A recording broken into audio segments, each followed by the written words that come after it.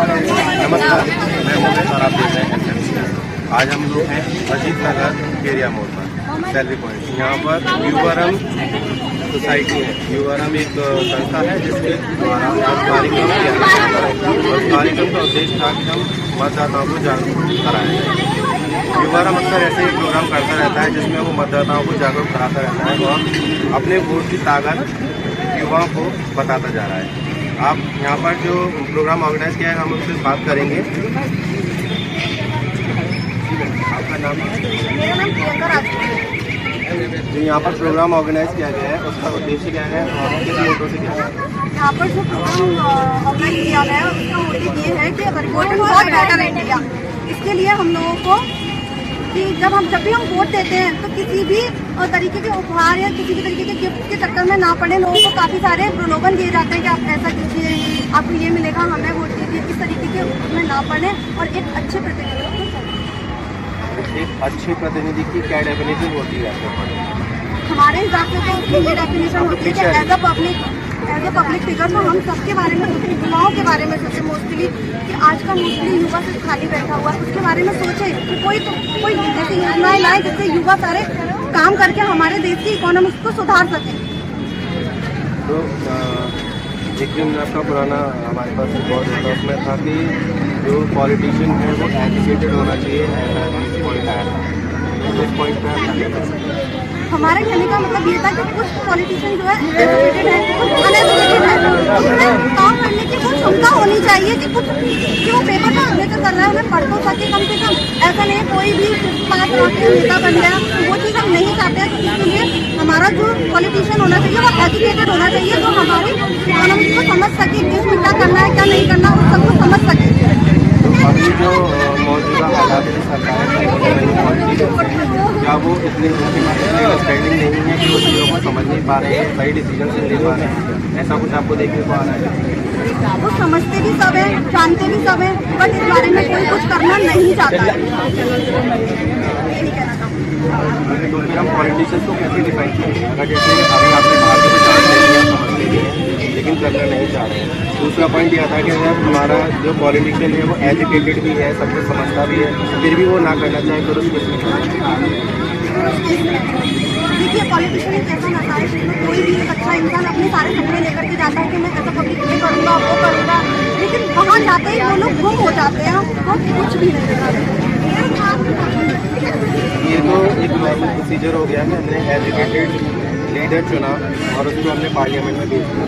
अब वो हमारे अकॉर्डिंग काम कर रहा है या नहीं कर रहा है वो उसके ऊपर डिपेंड होता है, क्योंकि एक बार हम वोट देने के बाद ये मैं आप लोगों से भी कहना चाहूँगा, जब हम एक बार वोट दे देते हैं और फिर कोई भी हमने लीडर अपॉइंट कर लिया, चाहे वो मुख्यमंत्री हो या प्रधानमंत्री हो, वो अगले 5 साल के लिए आता है हमारे सर पर बैठ जाता है।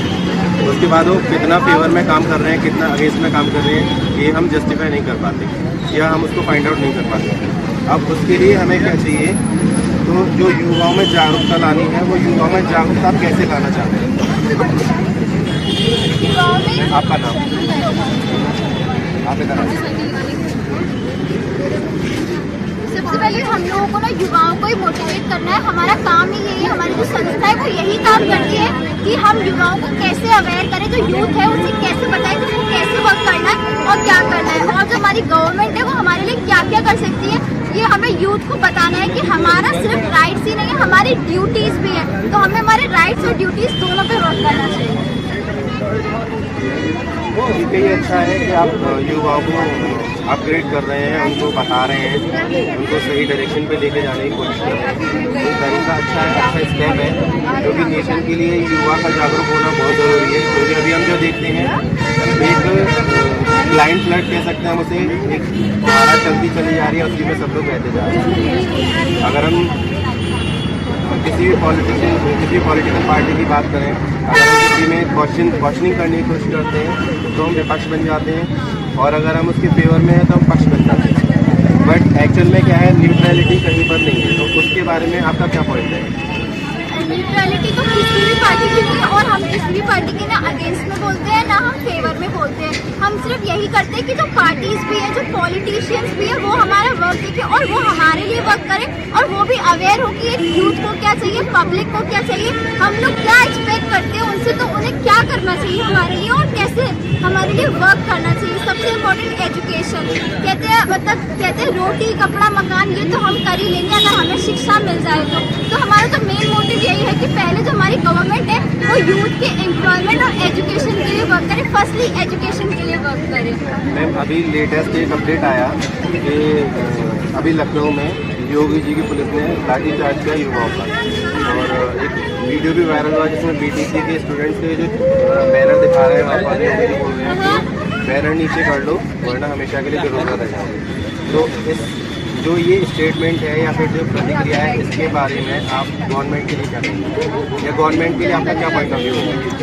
फर्स्टली तो हम किसी गवर्नमेंट के अगेंस्ट नहीं बोलते हैं, बट जो उन्होंने बोला है वो बहुत रॉन्ग है, बिकॉज हम एक डेमोक्रेटिक कंट्री में रहते हैं। हमारी कंट्री में डेमोक्रेसी है और डेमोक्रेसी का मीन्स होता है कि राइट टू सिटीजन, सिटीजन के पास राइट्स होते हैं, यूथ के पास कोई भी हो कि वो कुछ भी कर सकते हैं, वो अपनी गवर्नमेंट के अगेंस्ट भी बोल सकते हैं। बट जो उन्होंने स्टेटमेंट दिया वो रॉन्ग था, बट हम अगेंस्ट नहीं है किसी भी पार्टी के, ना हम फेवर में बोलते हैं किसी भी पार्टी के।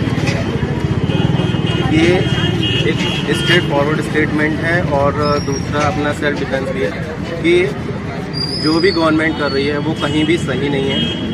बीटीसी के छात्रों को धमकाना, लखनऊ में जो युवा धरना प्रदर्शन कर रहे हैं या जो अपनी डिमांड कर रहे हैं, नौकरी के लिए इच्छा जाहिर कर रहे हैं, उनको दबाना, ये कहीं ना कहीं डेमोक्रेटिक कंट्री में एक्सेप्टेबल नहीं है। और अगर हम इसे और थोड़ा ब्रीफ में जाएं तो ये कहीं ना कहीं हमारे संविधान की भी हत्या है, क्योंकि हम सभी लोगों को ये अधिकार दिया गया है संविधान के थ्रू, जिसमें हम अपनी बात रख सकते हैं, अपनी अधिकारों का हमें समझ होनी चाहिए। लेकिन ये क्या हो रहा है, हमारे संविधान के साथ खिलवाड़ किया जा रहा है। अगर हम सत्ता में आपको बिठाया है, सत्ता में आपके पास सत्ता है, तो इसका मतलब ये नहीं है कि आप पावर है साथ में रिस्पॉन्सिबिलिटीज़ भी हैं। लेकिन जो अभी देखने में आ रहा है वो पावर तो यूज़ हो रही है लेकिन रिस्पॉन्सिबिलिटीज़ कहीं पर भी देखने को नहीं मिल रही है।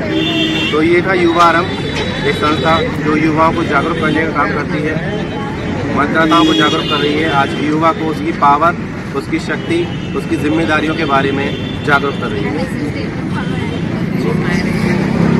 हमारा मैसेज ये है कि हम सिर्फ यही नहीं कहना चाहते कि वोटिंग ही आपका राइट है या वोटिंग ही आपकी ड्यूटी है।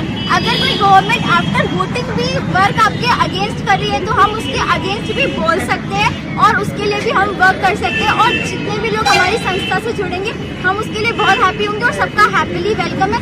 सो सपोर्ट टू युवा आरंभ, सपोर्ट टू युवा आरंभ।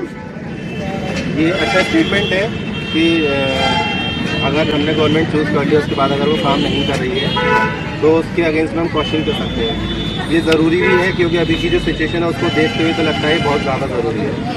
लखनऊ वाले इंसिडेंट को देखते हुए और भी जो लगातार नेशन में इंसिडेंट हो रहे हैं इम्पॉर्टेंट है। तो हम भी आप लोगों से कहेंगे आप युवा आरंभ के साथ जुड़ें और जी बिल्कुल अपनी ड्यूटीज़ को समझें, अपनी राइट्स को समझें और एक प्रॉपर नेशन को बनाने में हेल्प करें।